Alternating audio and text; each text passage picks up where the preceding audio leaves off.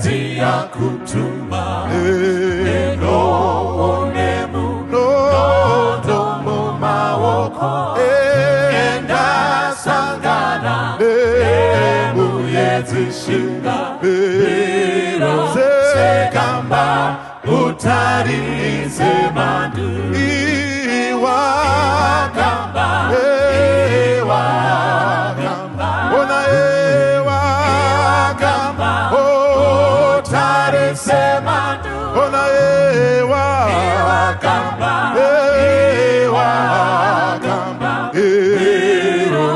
sekamba utarize mandu kana mungozi chenjerangwarira usatokere hakuna chishangu wakane weni maunga wakunde sekamba utarise mandu ona ewa kamba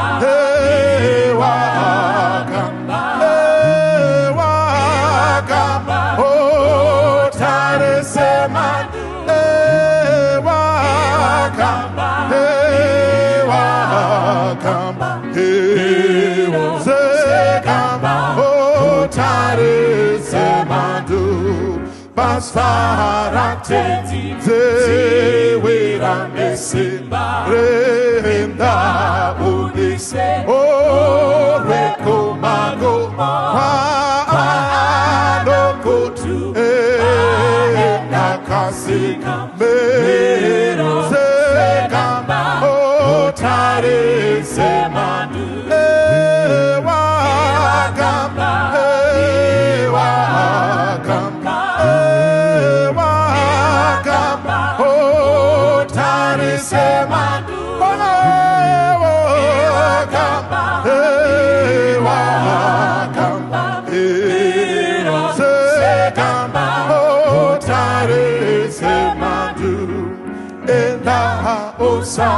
tenzi aripeshmo ano patisi lekukunyaranza rodo rakese karwezimbukwenda sekamba otare semandu ona ewa kamba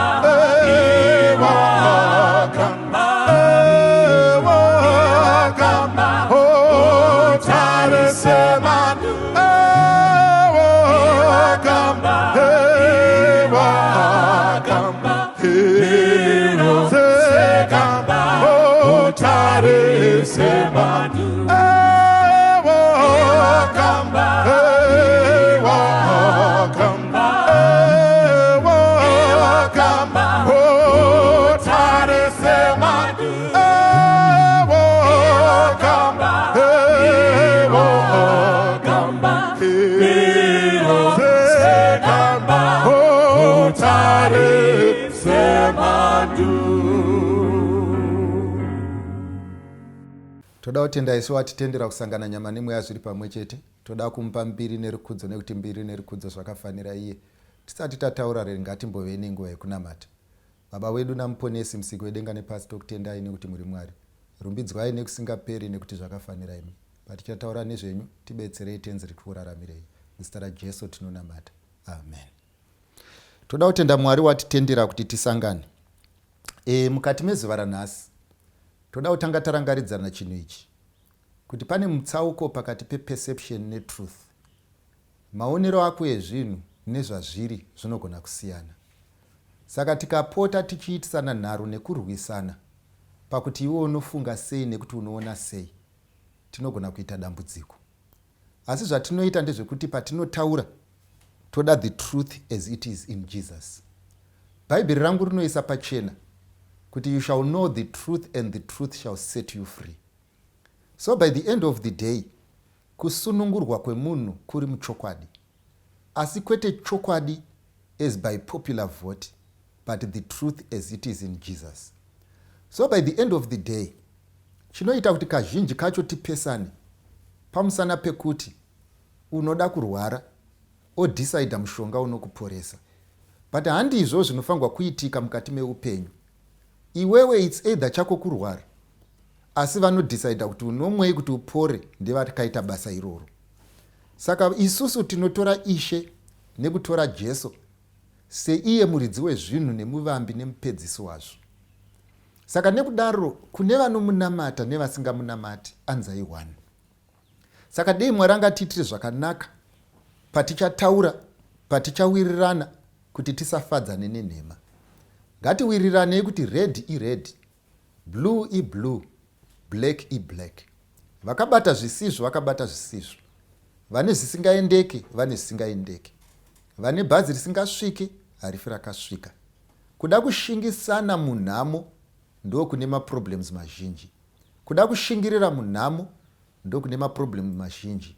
Kuda kusacrifice the truth for the sake of smoothness ndo kuri kutipa maproblems mazhinji.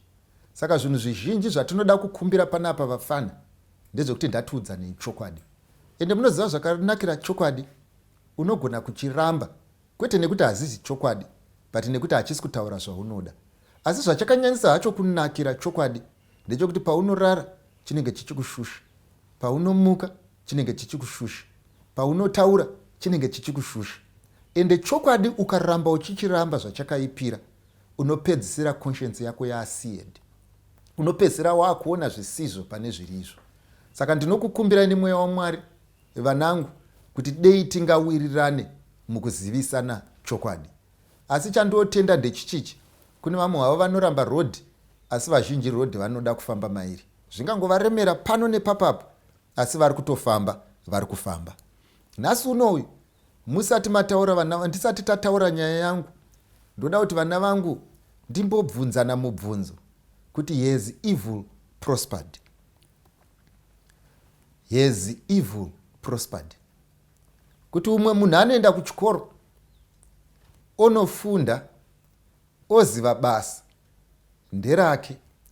Umwe munhu odecide kusaenda kuchikoro ongofunga kuti inini ndaang'anga kana kuti inini ndaamuroi. But mazuva anaya kune vanhu vanotoshanda, vanomaneja vane madegree ivo dziri ng'anga. Mubvunzo wochiti manje chakanga chichifangwa kuitwa nemunhu chii? Kungotorwa nenjuzu uende pasi pemvura uite ng'anga, kana kuti iwewe upedze nguva uchiita degree. Saka zvinozotinetsa manje patinogara pasi takuda kudiscussa nyaya nevanhu vanotarisa kuti izvo zvandiri kudzidza izvi zvichandipawo chekudya. Ochishaya kuti uzi izvo is evil prospering. Nekuti iko zvinezvi kune vamwe vanhu vanozvidaidza kuti mapoliticians, asi ukatarisa havana politics dzavanoita kunze kwekuti they are murderers. Saka zvochiita sezvinonzi ukauraya A onouraya B onouraya C, you will be rewarded by being given a higher office.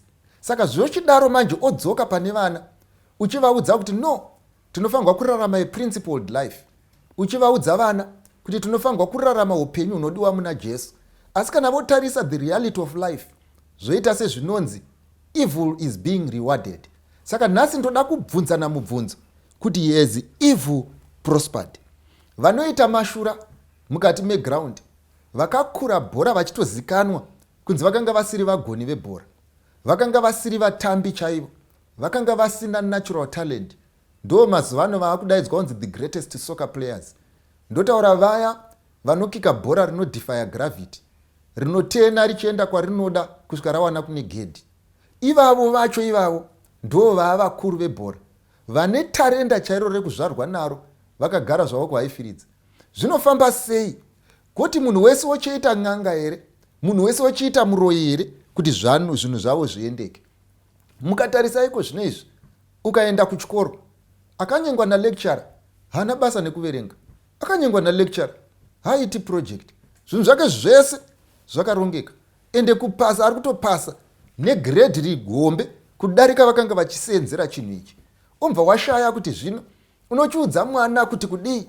Why? Because evil appears to be prospering. Ende munoziva imwe problem iri kunetsa ndeyekuti izvo iroro type iyoyo yevanhu iyoyo haizi kuzoshaya basa. In fact paanotoenda kuindustrial attachment, vamwe vacho haatodzoki. pamusana pekuti bosi anenge atoona kuti he is an asset.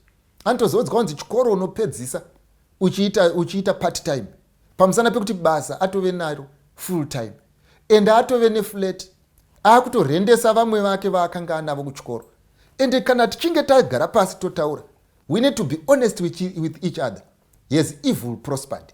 Pamusana pekuti ukaona zvakaipa zvoita sezviri kubhadhara, ukaona zvakaipa zvoita sezvinoendeka, ukaona zvakaipa zvoita sezvinopa chikafu, ukaona zvakaipa sezvinopa status, anyengwa nemurume wemunhu akutodrive, arengwa nemurume wemunhu akutoona property, akutodecide mapolicies enyika. Kana nchiti anodecide mapolicies enyika, ndoda kukuudzai chokwadi, takambofara makore apfuura, shirikadzi nenherera zvese zvikapururudza. Vaipururudza vachiti chiko, zvaingoti kana munhu anenge afirwa kana ari shirikadzi asina maseo, aibvutirwa zvinhu zvake achisara asina. Ndokubva hurumende vabvumirana zvikanzi ngatiprotektei vanhu ava. Tinovaprotekta seiko? Murayiro ngautende kuti izvo zvinhu izvi zviripo pakati pemurume nemukadzi wake. Zvadaro vanhu vakapembera, but iko zvino izvi dambudziko ranetsa nderekuti vana vedu vakafunda, vana vedu vanoziva mutemo, ndivo vave magirlfriend evadhara vanoronga mutemo vane chikoro chishoma. So chii chaakuitika? Varume vakuru vanogara pasi votaura kuti kana ane girlfriend yake inofanirwa kuuya kuzogovana pazvinhu zvevanhu vakasevenza. Ukanyatsozvitarisa muzviripo, pfungwa iyi haina kufungwa nemunhu mukuru, ipfungwa yaakaudzwa kugirlfriend kuti ini uchandisirei, yodzoka yoita mutemo. So by the end of the day, kana vachinge vakagara vanhu, unochiona kuti izvo zvaakuita sezvinonzi izvo evil is prospering, evil is paying. Iye zvino izvi ukaita mupurisa, zvandotaura ndezvazvokwadi uye zvingatendwe vafana. Ukaita mupurisa ukada kuve honest, unofa nenzara. Unopedzisira wakubvunzwa nemukadzi wako kuti imimi chipurisa chenyu chakafanana here chipurisa chevamwe watiri kuona, because vamwe vari kudrive, iwe ndowega unongokungura netsoka. Bhutsi dzevamwe dzakapolishwa, dzako kana mari yepolish hauchagona. Vanavo vamwe vari kuenda kuchikoro, iwe wako kuchikoro haaendi. Saka ukaramba chioko muhomwe, zvinoreva kuti iwe unofa nenzara. Ukaramba chioko muhomwe, zvinoreva kuti iwe unofa usingadrive. Ukaramba chioko muhomwe, zvinoreva kuti iwe hauextende imba. Saka wachigara manje mubvunzo unenge wapo, ndokuti wakuda kusarudza kurarama nanhasi uchiita sezvinoita vamwe, oro kuve on principle oita nzara mukati medumbu, nekuti evil appears as though it is prospering. And ndo reason why tiri kunetsana nevana kuti mwana aenda kuchikoro apa akupedzisira akudanana namachando, mwana aenda kuchikoro apa akuti 2 hours dzekuverenga, 10 hours ndo dza lecture. Sei zviri kudaro?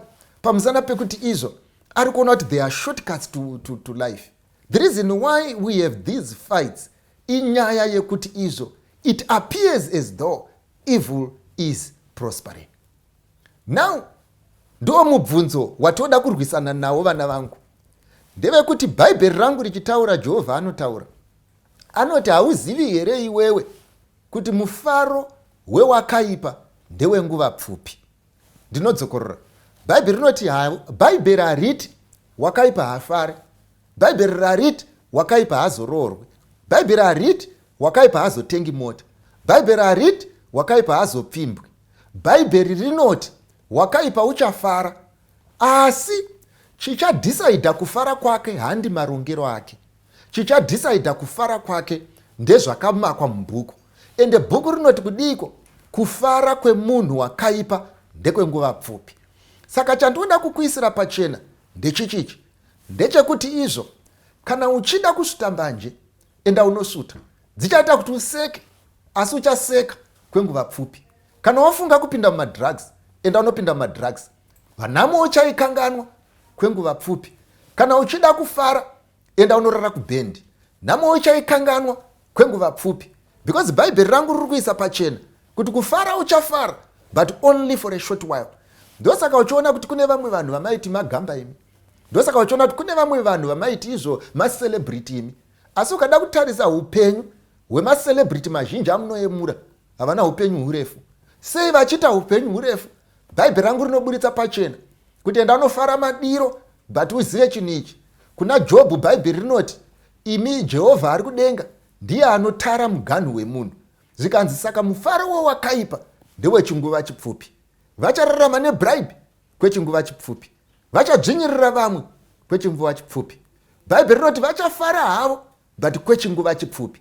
Saka decision yamuchaita mukati mezuva ranhasi ndeyekudhisaidha zviri temporal nekudhisaidha zvine upenyu. Ingai munoiziva nyoni nyaya yaEsau. Handiti Esau anoti izvo adzoka kumafuro anoona Jacob abika beans, iye oti izvo ndiri kuhwazhara, zvikanzi naJacob unondipei, zvikanzi ndokupa utangwe. Mukati uyu akakombeya nzara, akakombeya beans, akaona kuti zviri nani kuti ambodya beans asitengese utangwe. Asi Bhaibheri rangu rinoti asi akazoutsvaga nemisodzi asi haana kuuwana. Vapfana ndoda kukuudzai, sekutaura kwandinoita mazuva ose, nzira yamunofamba iyi muenda kamwe, nzira yehuyuthi muenda kamwe, nzira yehigh school iyi muenda kamwe, nzira yekucollege muenda kamwe, nzira yecourtship iyi muenda kamwe. Upenyu uhu vapfana hauna reverse. Mufaro wewakaipa handi wenguva huru. Saka mukumbiro changu chandoda kukupai kana muri pano, ngatidzidzei chokwadi. Chokwadi chiripo ndechekuti kudiko, ndechekuti izvo evil may seem to prosper, but evil doers will not live for long. Evil may seem to prosper, asi Bhaibheri rangu rinoti umwe nemumwe achakohwa sekuda kwake. Saka pandinopindura nhasi uno iyi nyaya, tichidhiskasa nyaya dzamunoda kuti mudhiskasi, ndoda kuti mugare makabata chinhu ichi. Whether uri muroi, whether une chikwambo, whether ndiwani, mufaro wewakaipa according to the creator ndewenguva pfupi. Now ndiri kuda kuti nditange ndataura nyaya idzi panapa kuitira kuti tidzipfuure, titaure nyaya yedu chaiyo yezuva ranhasi. Pane munhu ari panapa uyu ari kuti kwandiri, dambudziko guru ratinaro nderekuti izvo elders, kana achiti elders aroreva isu vakachena musoro, zvikanzi imimi madhara you are not leading by example. Therefore nekuti muri kutadza kurarama by example, hatisisina marole models ekuteera. Yesi mfana ndogona kuwirirana newe, asi ndoda kuti ndikuudze chinhu ichi. Isusu tichakura matextbook ainetsa kutenga, zvekuti mabhuku mazhinji atakanga tichiverenga mamwe acho akanga aitangira papeji 10, mamwe acho anga akabvaruka makabva pasisina akanamwa neseltape. Asi kune vanhu vazhinji vakaverenga mabhuku akabvaruka vakaenda kuyunivhesiti, vari kutodaidzwa nhasi kunzi madokta. Why? Pamusana pekuti vakaverenga bhuku rakabvaruka, vakasakonsentrata pakubvaruka kwaro, vakakonsentrata pakuverenga. Saka ndoda kukuudza chinhu ichi, if you have got a good excuse, do not use it. My sin is not your sin. My way of life is not your way of life.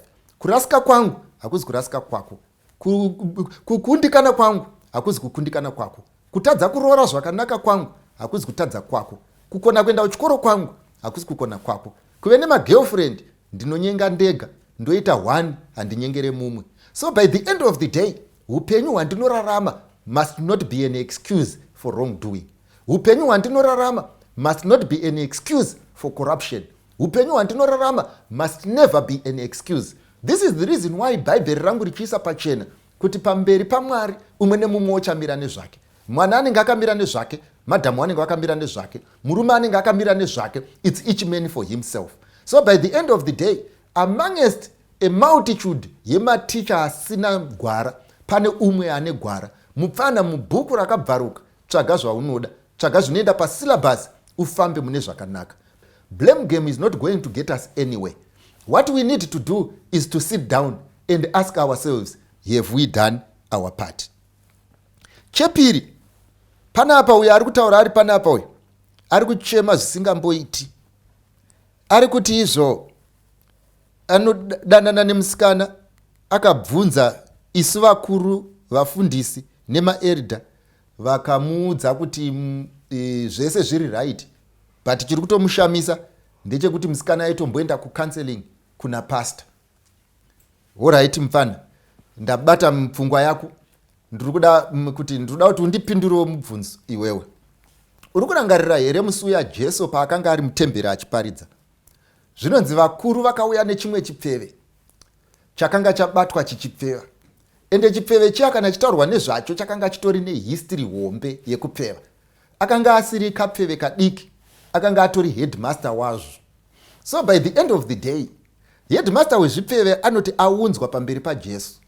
Zvikanzi Jesu akati kune vanhu, kana pana asina chivi ngaamutake nematombo. Zvikanzi vakanga vauya naye vakarega kumutaka nematombo. Zvikanzi asara akatarisana naJesu. Jesu anoti kana newewo neniwo handikupi mhaka. Enda asi usazotadzezve. Ngatiti Mary aenda abva pana Jesu. Pomba pasvika youth ichibvunza Jesu kuti Mary munomuona sei. Jesu aitaura Mary wazuro here kana kuti aitaura Mary wanhasi. Kana wave neansa panyaya iyoyo, uchiziva ndo ansa dzaunopiwa. Chandoda kukuudzai vana vangu ndechichichi. Kana munhu akauya kwandiri for counseling, adecide kuti anoda kuchinja, whatever we discuss with her in privacy, information that has been volunteered to me is not for auction. So when we sit down to discuss, I do not discuss the past yemunhu yakaitwa entrust to me. Munhu wandinokupa inventory yakangovhurika yakangozara, munhu watasangana naye mustreet. But kana mufundisi mukuita basa rake akaudzwa secret, it will die a secret. Saka I want you to take note of this. So zvinoitika ndezvinoti ukaona mibvunzo inobvunzwa pano papublic inopindurwa papublic, asi mibvunzo inobvunzwa muprivacy haufe wakaiwana papublic. Ende chimiro chataurwa kwatiri inenge yapast. Asi munhu uyu Mary uyu anenge ati ndasiya akasazotendeuka, inini handina mhosva pamusoro pazvo, pamusana pekuti anenge andirevera nhema. Uye ini pandienda kuudza samufundisi ndiye ndisina kukurevera nhema, ndiye ndatokuudza bhuku semaverengero atakaita papeji iyoyo. Saka mufana usanyanyisa hako kuita chigumbu, dambudziko harisi remufundisi. In fact, ari kufamba muroad ndiye arifanirwa kutoona kwaari kuenda. Nyaya yekuti ndazosangana nekamuka mufana kakanditi hakusi ku right ku left, iyo inenge yayakowe. Now, nyaya yetatu inogona kuti torera nguva, inogona kuti rebei panapa, pari kubvunzwa nyaya yemagays nemalesbians. Zviri kunzi hanzi chatoo chinhu chiri popular, yatove nyaya iripo, and it's like any other addiction. And by the end of the day, there are some people vakasikwa vasiri zvatiri kuona, inini ndinoti kudii. Ende ndoda kuti munzwisise vanhu vese mugere apa. Pamubvunzo uyu wanzi inini ndinoti kudii. Saka iwewo kana une kako kamufungiro uchabvunzwa. Iwewo kana une kako kamuonero uchabvunzwa. Nhasi anza ndeyangu. Usapedzako anza pamusoro peanza yangu. Ende munhu abvunza uyu anyatsobvunza anondiziva. Inini handisi psychologist. Samadhamu wangu Debra. Mapsychologist ndo anoti akagara pasi vakazviendera kuchikoro vanogara pasi vachiona nemamwe maengo. Inini handina maengo andinoona nawo, because inini ndinongodhila nechokwadi sezvachiri muna Jesu. And I am not saying this problem is not genuine. It is genuine. And I am not saying this problem inofanirwa kungokandwa panze. Haifanirwa kungokandwa panze. Issue ingoripo ndeyekuti ndabvunzwa kuti munoiona sei nyaya iyi. Saka ndichataura maonero andinoita. I might be wrong pakuti izvo pakuti unosvika rini, but in terms of destination I am very correct. Chimwe chinhu chandoda kuti muite take note makagara ikoko, sekutaura kwandaita kuti ndini ndabvunzwa. Nyaya ndeyekuti ini pandakakura nyoka hatina kumboiudzwa kunzi endangered species. Ende nyoka ndoiziva senyoka. Ini ndikangoona nyoka ndonhonga dombo. Zvekuti imasnake chama munofunga kuti endangered species imwe story. So by the end of the day tinongofanirwa kuti izvo kana tichiita nyoka tirove nyoka semanzwisisiro atinoita. Saka inini nyaya yechigay nenyaya yechilesbian muchishona tinodziti ngochani. Ndichaitora nechishona chandinoziva ndotaura nezvaizvozvo kuti chingochani tinoti kudii nezvacho, tinoti kudii neamazviri, uye tinoti kudii nekuti vamwe vanhu vakasikwa saizvozvo. Ndisati ndaenda kure, nditendei ndiverenge bhaibheri kuna vaRoma chitsauko chekutanga kubva pavhesi ya21 kusvikira pavhesi ya32. Ndogona kusaverenga dzese, mozoverenga omega ikokoko kuna vaRoma kwese kwese kwamunenge makagara. Rangu rinoti, nokuti vaiziva Mwari asi havana kumukudza saMwari kana kumuonga, asi vakafunga zvisina maturo, nemwoyo yavo isina zivo ikasvibiswa. Ndoda kuti muunderline, bhaibheri riri kuti izvo, vakafunga zvisina maturo, nemwoyo yavo isina zivo ikasvibiswa. Bhaibheri riri kuti chakasvibisa mwoyo was not the act but the thought. Ndoda kuti mupabati, ndozvatokwa nebhaibheri zvikanzi chekutanga chakasvibisa mwoyo was not the act but the thought. Number 2, pavhesi ya22 zvikanzi vachiti takachenjera vakave mapenzi. Zvikanzi bhaibheri panapa riri kuti izvo vanhu pavakaita zvinhu izvo vakazviitiswa nemwoyo yakasviba. Mwoyo yakasviba ikavaudza kuti zvichavasvitsa kudestination, but what they did not know ndezvekuti road yavafamba in a given destination. Vhesi ya23, vakashandura kubwinya kwaMwari usingafi. Vafana ndokumbira kuti munyatsoteerera. Nhasi unoyi pandiri kuverenga bhaibheri ndiri kudhila nevanhu vane pfungwa dzinonyatsopanana moto. Kana dzako dzakati zororei unototibatira mberi. Pamusana pekuti pachada kuti ufunge, inini pandee nichiverenga. Toda kuona the thought behind the statement. Toda kunzwisisa zvairehwa zvisina kutaurwa. Hatisi kuda vaya vekuti izvo akanzi nemusikana imbondipawo break, anenge anonetsana naye kuti nyatsonditaurira kuti uri kureva kuti chii. Vane dzinopanana moto kangonzwa panzi imbondipawo break, in short pari kunzi handichakuda politely. Saka iwo wosamanikidzire munhu kuti ati handichakuda, akangoti imbondipawo break ndo zvaari kureva. Akati handisi kukuona zvakanaka, ari kuti hauiti. So by the end of the day, ndo vanhu vandiri kuda vane dzinopanana moto. Inzwai bhaibheri riri kuti panapa pavhesi ya22, vakashandura kubwinya kwaMwari usingafi, vakakuita mufananidzo wemunhu unofa, neshiri, nemhuka dzina makumbo mana, nezvinokambaira. Imi ndoda kuti munyatsonzwisisa. Bhaibheri riri kuti vakashandura kubwinya kwaMwari usingafi. So bhaibheri rinotiwo futi ukaverenga kuna Genesis rinoti Mwari akasika munhu nemufananidzo wake.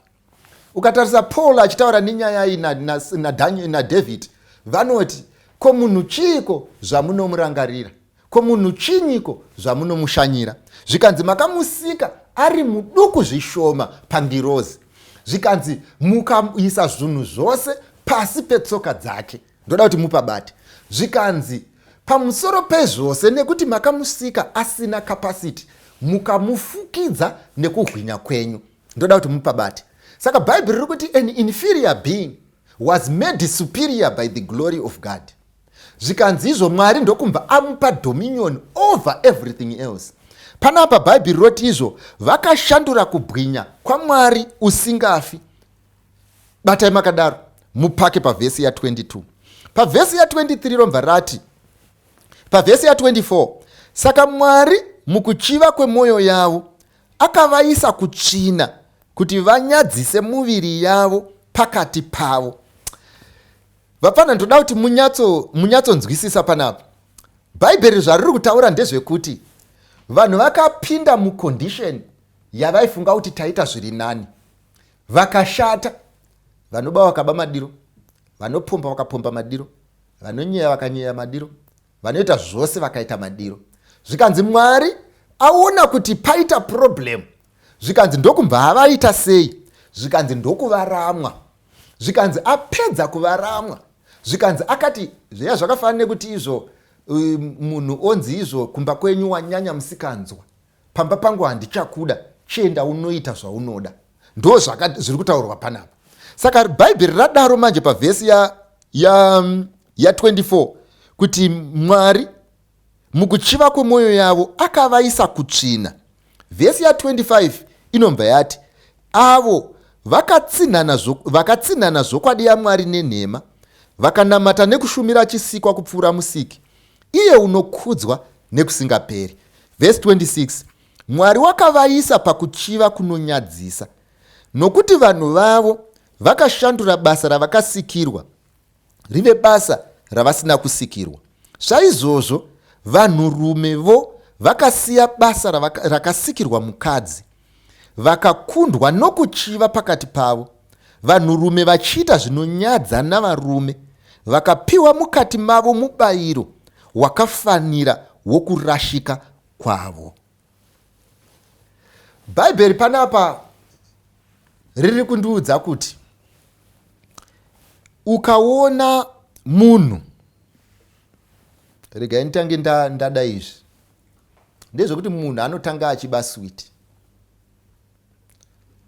ozopedzisira akubira vanhu mustreet, ozopedzisira akuuraya kuti abe, hana yake haicharovi. Why? Because akafamba mbichana. Saka isusu paanenge mhondi, tinenge tichibvunza kuti mhondi, shuwa munhu angaurayire munhu kuti awane mari, adi kungotora. Chisiri kuzikanwa ndechekuti level of corruption yamumunhu yakurisa.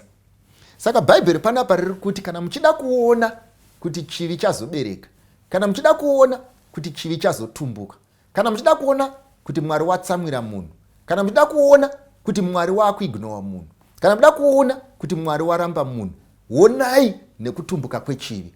Bhaibheri riri kuti kuchiva kunotumbuka. Bhaibheri riri kuti upombwe hunotumbuka. Bhaibheri riri kuti kuba kunotumbuka. Bhaibheri riri kuti kunyeya kunotumbuka. Bhaibheri riri kuti kudza baba wako namai vako kunotumbuka. Hanzi kana kwatumbuka tinokuona seiko? Tinokuona nezvibereko, tinokuona neseed, tinokuona nemafruits. Zvikanzi mafruits ekutumbuka kwechivi chiiko? Ko mafruits ekuti Mwari arwadziwa newe chiiko? Ko mafruits ekuti Mwari apedyo nekuzokurasa chiiko? Ko mafruits ekuti wakusvika papoint of no return chiiko? Zvanzi ukaona masvika paungochani, ukaona vakadzi voroorana sevakadzi, ukaona varume voroorana sevarume, bhaibheri riri kuti inyaya yekuti Mwari akatovabvisa pane imwe level akavapfudza pane dzimwe level, nekuti kwavari kana kuroya zvafanana nekucrash. So by the end of the day, what we are defining here haizi nyaya yezvinhu zviri natural. What we are defining here haizi nyaya ye-inclination. What we are deciding here haizi nyaya ye-perception. What we are discussing here haizi nyaya yekuti ndo zvaunoda. What we are discussing here is the level of sinfulness.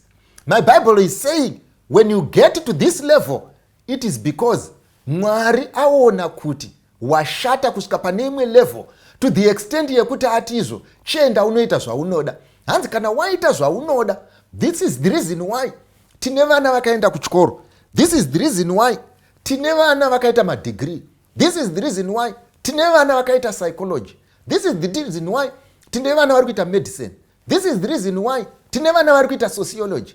Vari kutonetsana nesu kutipopotera kuti vanoda right yekuti kudii, yekuti varida kunoroorwa neumwe murume, kuti munhu apedza kufunda ada anoitwa mukadzi neumwe murume. Mukatarisa vana vedu vazhinji havasiri vari kuenda kunoita varume. Mukatarisa vana vedu vazhinji havasiri vari kuenda kunobikirwa. Mukatarisa vana vedu vazhinji havasiri vari kuenda kunoroora. Vari kuti isusu tinokumbira kuti mutitendere kuti tinoitwa matools nevamwe varume vane zvinhu zvavo. Vari kukumbira kuti mutitendere kuti vanotambiswa nevamwe varume, kuti inini ndozomira manje ndichiti ndine mwana wangu ati ari kuuya neboyfriend yake, iye mwana wangu ari munhu wechirume. Kana apedza akuda kunditaurira oti this is my natural inclination, ndo masikirwa andaita, to the extent yekuti izvo he is now bringing God into this act. He is now bringing God into this performing. Akutotaura kuti ndimwari wakasika chinhu ichi. Ndodzokorora, ndimwari wakandisika ndakadai. But Mwari unoramba. Unoti handizvo zvakaitika mani. Vanhu vakatanga vachiita zvavaifunga kuti zviduku. Makatanga muchiita zvamaifunga kuti is minor. Makatanga muchifunga zvamaita kuti munomanager. But the problem iripo ndeyekuti izvo. Now that chuvi chatumbuka. Now that chivi chobereka. Makurarama mupfungwa yemunhu. Mofunga kuti ipfungwa yaMwari. Moti munhu akauya nezvinhu izvi. Now imimi maakuti ari kureplace Mwari. Hakuna hana haichatoroi. You want to invite God into the things that God does not know. Mwari anoti hazvina kunaka kuti munhu agara ari oga. Ndichamusikira mubatsiri akamufanira. Mutemo waitotaura mukati mekurarama kuti ani nane anoita musikanzwa neumwe murume anofanirwa kuurawa. Pamusana pekuti Mwari anga asingatarisane nechivi. Sodhomu yakaita chivi, ikararama mukati mechivi. Mwari akati izvo, Sodom must burn. Sodom must go. Why? Because chivi chatumbuka. Ukataza Bible zvakanaka, rinoti kutadza kwavo kwakanga kusiri pa level yaikondeniwa neplanet Earth. Kutadza kwavo kwakanga kwasumuka kudarika muatmosphere. Kutadza kwavo kwakanogogodza padenga. Kutadza kwavo Mwari akati chirega ndimbodzika pasi ndiende ndinoona. Why? Because this has been seen and has always been seen.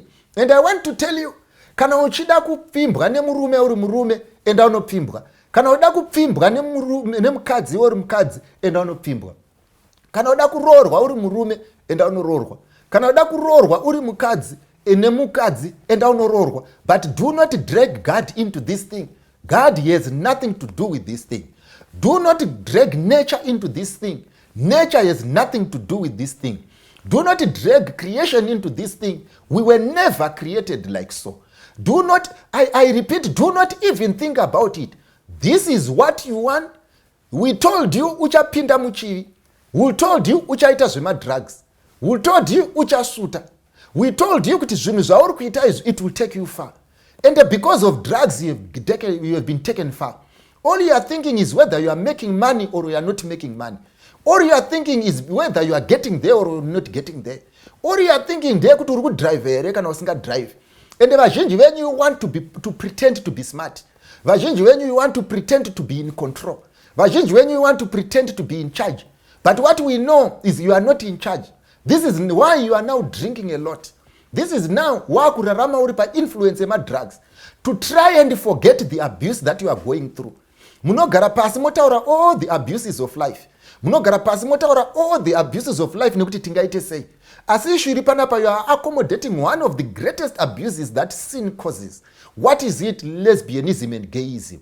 Hachizi chivi chema member ichi. Hachizi chivi chema gentleman ichi. Kuora kunoparadza nyika uko. Kuora kunotukisana Mwari uko. Kuextend isingachadzoki. Point of no return yamakuda kuendai. Nyasha dzakuda kuzovharwa pamusoro penyu. Ndoda kukutaura chivi chamakuita ichi makuzoenda kusingaregererwa. Why? Pamusana pekuti izvo. There is a difference between committing sin and living in sin. And this is living in sin. No matter how much you justify it, sin is sin and we must not live like so. Ndaitaura navamwe musi tiri pacollege apa tiri pavhitsi nevana vechikoro. Vana vechikoro vanonditi ivo zvikanzi izvo zvamari kutaura zvitogona kukusungisai. It is our right. Don't violate our right. Ndikavaudza ndikati izvo kundisungisa unogona kundisungisa. But I want to tell you, when you have your rights, they must hafanirwi kugara pamusoro pezvigumwe zvangu. Your rights hadzitore angu marights. Iwewe kana uchida enda unoparidza zvaunoda pane vanoroorana vakadzi nevarume, nevanoroorana varume nevakadzi. Asi utaure zvaunoda. Inini handikupikisi. Neniwo haundipikisi. Because your freedom does not replace my freedom. And your freedom must never be parasitic. I want to tell you kuti the level yamasvika iripo. Dei taida kutaura nezwi rataitashandisa takagara pasi nevadhara. Waiti kana uchinge wadzoka kuchikoro uchida kumutsanangurira kuti inini ndafoira sei. Uchida kumutsanangurira kuti ticha wacho anga asinganyatsoticha. Uchida kumutsanangurira kuti I am justified pakusapasa. Waiti wakagara pasi nemudhara akakutarisa asesa kuti iwe uri kuti wakafoira asi kune vamwe wakapasa. iwe uri kuti ticha anga asingagoni kune vamwe vakapasa. Pane one statement yaingotaurwa chete nevadhara vakudhara, obva atosumuka achitora tsvimbo yake achienda. Aingokuudza kuti nonsense. Waiti ukanzwa mudhara akati nonsense, oziva kuti hapana zvandataura. Waiti ukanzwa kuti mudhara akati nonsense, oziva kuti handina nyaya. Ndo zvataifanirwa kungotaura panyaya yezvinhu izvi. Ndo zvatinofanirwa kutaura panyaya yechingochani. Ndo zvatinofanirwa kutaura panyaya yechigay. Ndo zvatinofanirwa kutaura panyaya yechilesbian. Kuti kudiko nonsense. Ende kana tichitaura nenyaya yekuti nonsense, tiri kurepresenta the fact of life. And this is how it's supposed to be. Vapfana ndoda kukuudza kupinda muchinhu ichi unenge wazviita mutadzi ane mutsindo. Kuzviisa pane imwe level yekushata. Unenge wazviisa pa level isiriyo kuti ukutanga nenharo wojamba klasi yekuroya straight kunopinda. Ndozvitaurwa neBhaibheri kuti dzawajamba klasi umu pakati apa, nekuti varoyika vanogonavo kumuka usiku, but kana pane iyoyi vakaona kuti hatipinde zvika, unojamba kubva pese kunobatako. And why are we doing it? It is because people believe evil is prospering. People believe kuti izvo you can do what you want as long as you are getting dividends. But nhasi chandoda kukuudzai vanangu ndechekuti havazi vese vanhu vakajoina zano vachawana minda. Vamwe muri vekudaidzira musangano nekutyisa parengi, zvatopera. Hatifi takakuona kuparamendi, hafi takakuona kumunda. Saka iwe wakafunga kuti no, nekuti ndajoina chinhu ichi ndichamurara ndane munda, forget it. Chepiri, makamboona chigemu, pane chimwe chigemu chatakamboitiswa mamwe makore chainzi mapiramidi. Chave chiri chemari, chichinzi unojoinisa vanhu 3, vopa munhu 1 mari, vaiva 3 vozotsvaga vamwe 3, vopa iwewe. Waiti kana wakatarisa metsi yacho so, wanyatsoona kuti ndapinda mumari, because waipera bhutsu uchijoinisa vanhu mapiramidi, uchiti izvo chanzi yako isvike. Ndiwaida kuti kana ichisvika pasi pakawo panenge pane vanhu vakazara. Asi ndanobvunza vadhara vako kuti vakaita mari here nepiramidi. Muridzi wechigemu uyawe ndiyega aingoita mari, yaingopiwa nemi muri 2. Asi kumashure kwesoko hakuna vanhu vakaita mari kusvika vanhu vakutotsvagwa nemapurisa. Ndo zvakafanana nechigemu ichi cheungochani, ndo zvakanangana nechigemu ichi cheulesbian. Muridzi wechinhu chaiye ndiye achaita mari. Muridzi wechinhu chaiye ndiye anoziva basa racho. Iwewe, you are just a tool in someone's hands. Do not protect that which you do not know. Ende unoziva chaunofanirwa kuziva. Kana Mwari akati chinhu chakashata, ngachikushatirei. Mwari akati chinondisemesa, ngachikusemesei. Mwari akati handichidi, newe ukachirambe. Kana Mwari achinge ataura, he has the final say. Who has given you power to discuss that which the Lord has said?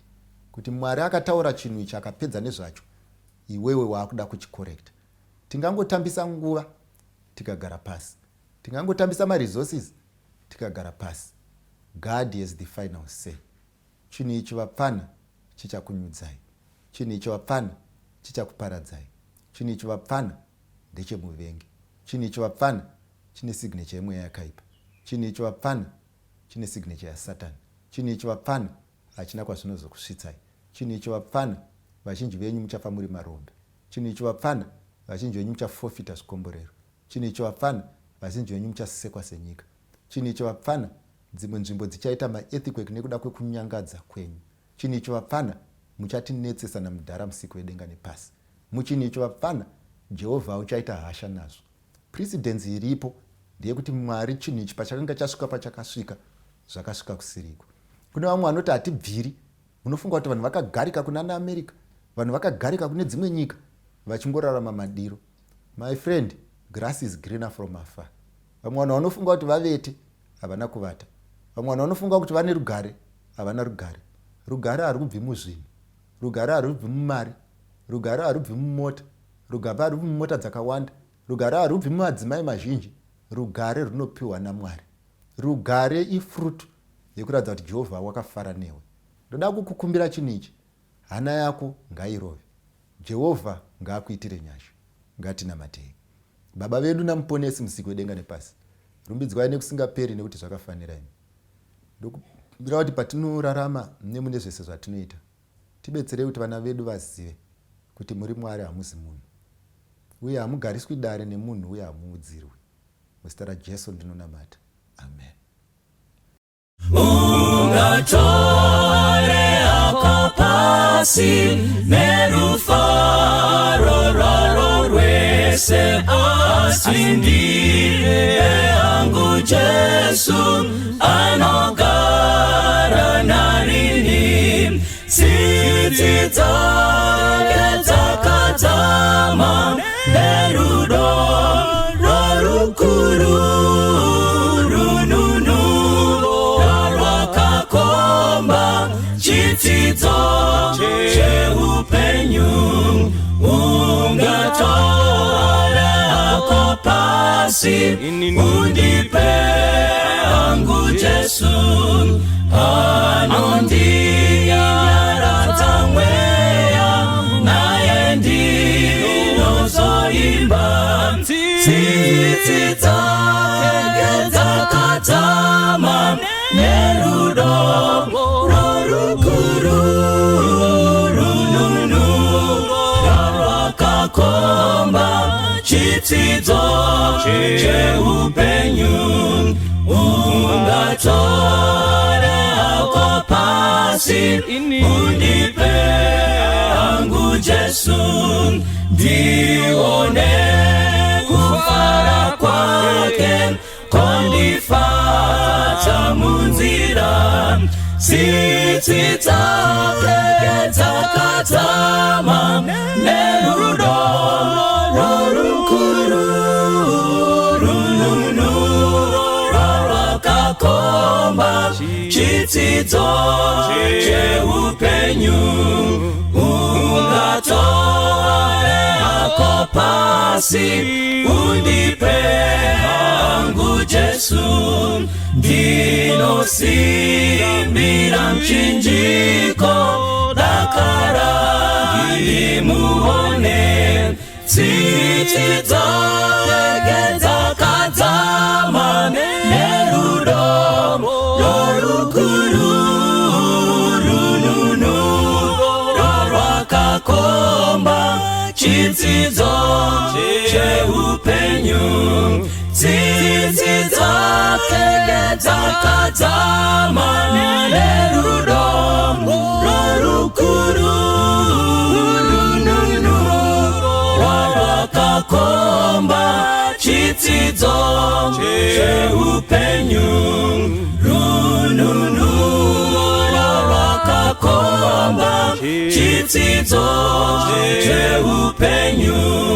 Rununu rwakakomba chidzidzo cheupenyu. Rununu rwakakomba chidzidzo cheupenyu.